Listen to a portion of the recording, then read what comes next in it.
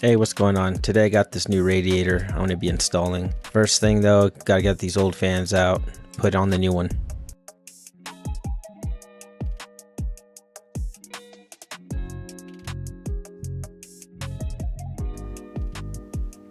And later on, I'm going to be installing this engine harness.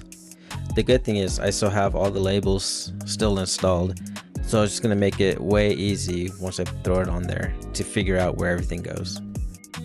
I think everything is connected now. I haven't put the exhaust in yet. I have to clean that still, but it's the last thing that goes in, really. And still need my connection for my starter. Should be one of these. I still have a few connectors from the engine harness to connect. These are my two O2 sensors. Once I get the exhaust on, I could make an extension to get to that one. I have my intake manifold ground. This is not labeled, so I need to figure out where this goes. It's like a 1-pin. I don't know, can you tell what that is? That might be it, actually. And then I also have a ground right here, which I have it connected to this. Interesting. Oh, actually, this might be it. This is it. This goes there. That's my starter. That's my ground starter. If that's the case, this is my wire for the starter as well. So that is it. So let's see if I could scoot this over. Try and do this with one hand. So if that goes there, this hooks up. This is where this goes. If this hooks up, this is where this connector goes. So give it a little twist. Look at that, boom. I just need to find a way to route this a lot better. So, all right, let's get to that. So the only thing I need to do is there's a sensor right here. As you can see, I have it tied to this rope. Somehow it got in the back of the intake manifold, and it's not long enough to reach this sensor right here, which I believe is the something sensor, I don't know. But either way, it's supposed to go here. When I mounted this, it looks good here. I thought it goes here. It probably does go here, but I have no idea why the connector's all the way in the back. I think there might be another mounting place for it in the back, but I'm gonna keep it there. So the way I'm gonna fix this issue is I'm gonna get that connector. I'm gonna rewire it, extend the length to where it plugs in to the front. So that's what I'm gonna be working on today. All right, let's get to it. All right, you see how this connector is all the way here in the back, and like I said, I have to get it to the front. So if you're wondering, how am I gonna splice this wire? There's no room. Well, that's exactly what I said. But so what I'm gonna do is cut one wire. This rope will keep it up from falling in.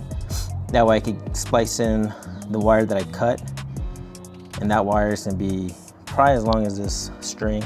Once that wire that I cut is spliced and it's long enough, I'm gonna use the wire and the string to hold this in place while I cut the other one.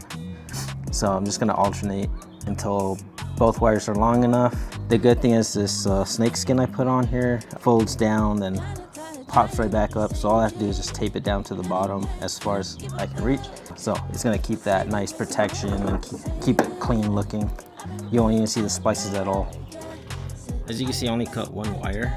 That way I could splice the bottom half right there, and I could pull that splice up and keep the other one from falling when I cut it. I'll show you here real quick. I did one wire, so now I could grip it with this one. This is that long extended one. Here's my heat shrink, and I don't know if you can see it. Let me see if I can zoom in here. There we go. So as you can see, in the middle between the reds, there's that solder sleeve that melted onto the wire. Turned the brass wire into silver. So from there, I'm gonna roll this heat shrink right over it, and that's gonna protect it a little bit more. So you see, it's covered now. And not only is it gonna cover here, but once I take that tape off, that snake skin is gonna fold over that as well. So now that I have this wire soldered to that one, I could cut that blue one, and it's gonna keep this from falling down to the back. All right, guys, I got it all soldered together. As you can see, it goes down there. They got the two color-coded wires coming out from the back, and this is my extra length. Now I can route this back under and around this is what I had to cut off. Now I'll just wrap this around, solder this to the other side, and I'll have my sensor. I ran it right here below, right where the sensor needs to be. It's this sensor right here.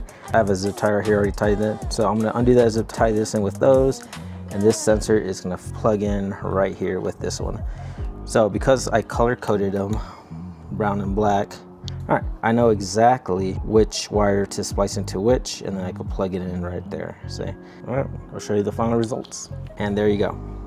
So just gotta wrap the rest of this wire with some of that Kevlar tape for more protection, and then I'm gonna zip tie it right here with these other connectors. And that's it.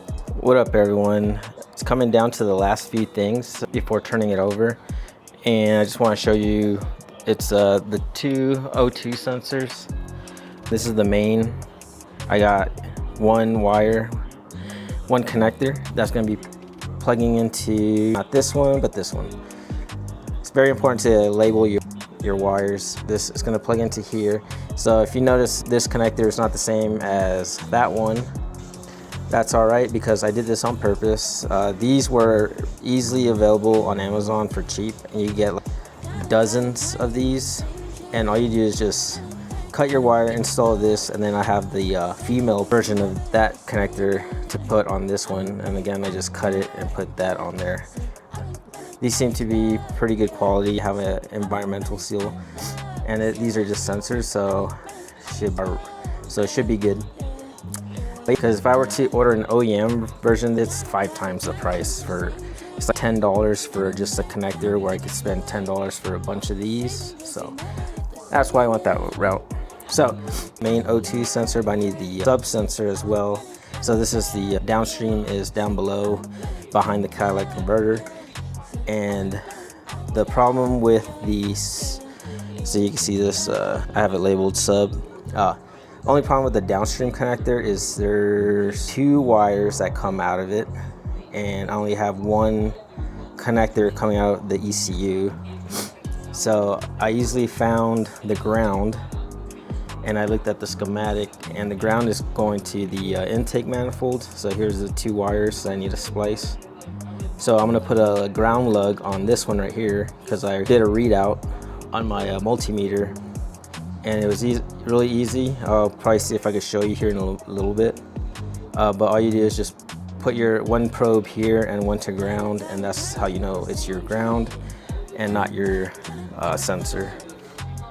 So let's see if I can show you real quick. All right, so here I have my DMM. I'm gonna hit function. For this particular DMM, when I hold function, it turns on the continuity check. So I should hear beep when the 2 probes meet. So what I did is I took the brown wire and make sure I had metal contact with any probe, and then I'm gonna use this to touch a ground. Just need to find a good chassis ground. So it's a little hard to find a good chassis ground all the way up here, but hold on. There we go. So I know you can't see, but I'm literally touching the transmission ground with this probe, and this one I have on the brown wire. It's brown and green, and that's how you know which wire is ground. And if I try and do that to the other one, the signal wire, it's not gonna do anything. I could poke around, touch everything. Just a quick video. This is what my crimp is gonna look like. For example, the pin is gonna go inside like that, and this is gonna enclose it, making a seal just like that. And I'll show you what the final result looks like. All right, and there you have it. So, and this will mate together. Remember, there's a red grommet back here, so that's your environmental seal. If you want, you could add some additional heat shrink or tape it to the back right here to give it some extra security. But yep, you see the pin right in there, and I'll go ahead and connect it, and I'll show you the result. There you go. Connector is mated. This is my secondary or sub O2 sensor. This is the downstream sensor, and so if I wanted to, I could leave it as is, zip tie it somewhere secured in the engine, or I could tape the whole thing, just completely covered it. But I'm gonna tape it up to the ends right here. All right, before I start the motor, I got the igniters all taped up just so I prevent the spark plugs from activating. I also have the fuel pump unplugged.